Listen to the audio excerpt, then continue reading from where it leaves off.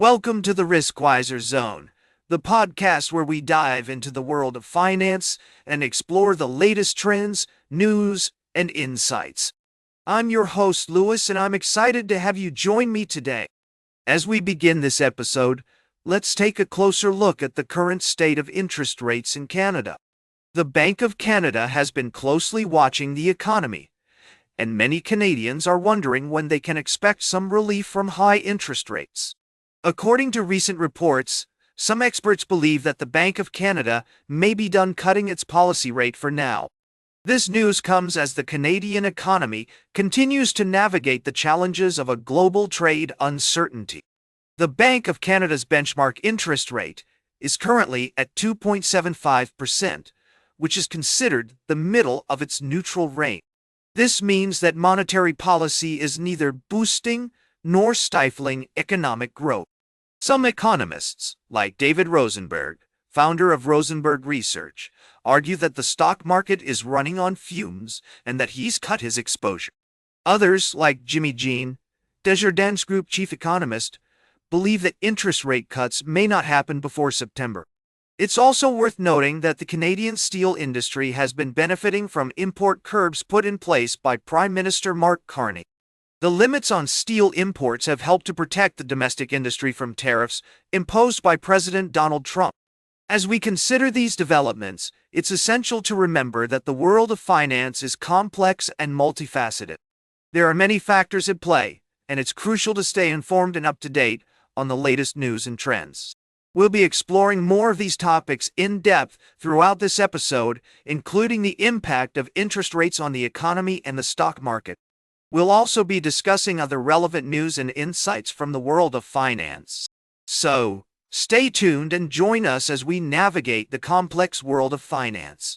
We'll be right back with more from the world of stocks and finance on the Riskwiser Zone. Welcome back to the Riskwiser Zone. We're exploring the fascinating world of finance and risk management, and I'm your host, Lewis. In our previous segment, we delved into the realm of depositories and the role they play in maintaining market stability. Now let's shift our focus to a related topic that's been making waves in the financial sector: systematic investment plans, or SIPs. For those who may not be familiar, SIPs are a type of investment vehicle that allows individuals to invest a fixed amount of money at regular intervals, typically monthly. This approach has gained popularity in recent years, particularly among retail investors, as it provides a disciplined and consistent way to invest in the markets. According to recent data, SIP inflows have reached record highs, with millions of investors participating in these plans.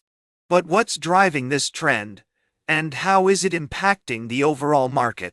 To answer this question, let's take a closer look at the numbers. In June 2025, SIP inflows reached an all-time high, with a significant increase in new registrations. However, it's essential to note that while SIP inflows are strong, there are also concerns about the stoppage ratio, which measures the number of SIPs discontinued relative to new registration. This ratio has been rising, and some experts argue that it could be an indication of changing investor sentiment. Now, let's examine the implications of this trend on market stability. On one hand, SIP inflows provide a steady stream of capital into the markets, which can help reduce volatility and improve liquidity.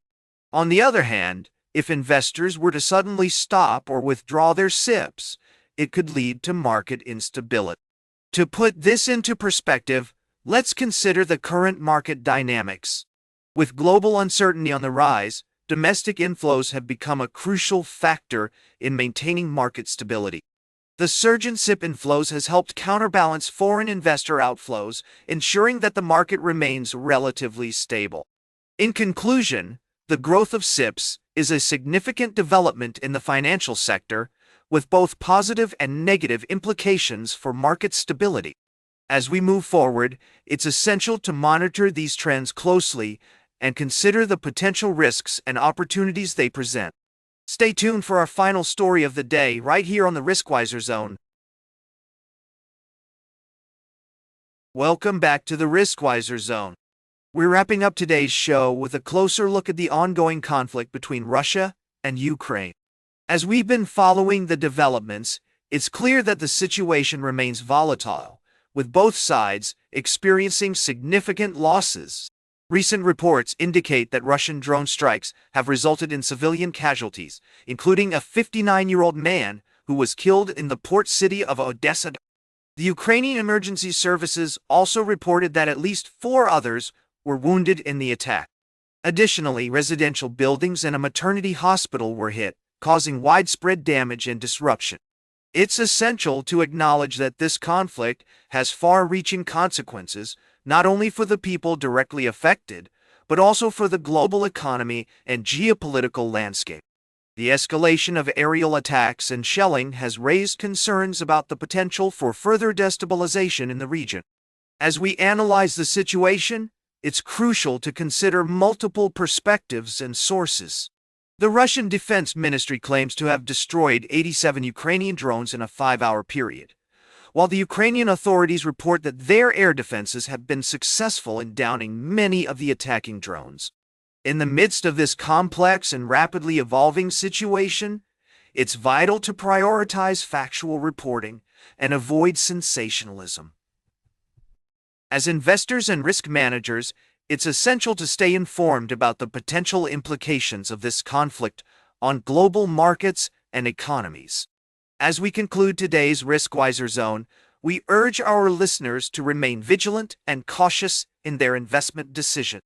The ongoing conflict between Russia and Ukraine serves as a reminder of the importance of diversification, risk assessment, and adaptability in navigating uncertain geopolitical landscapes. That's all for today's Riskwiser Zone. Remember to like, share, and subscribe. And until next time, invest with caution.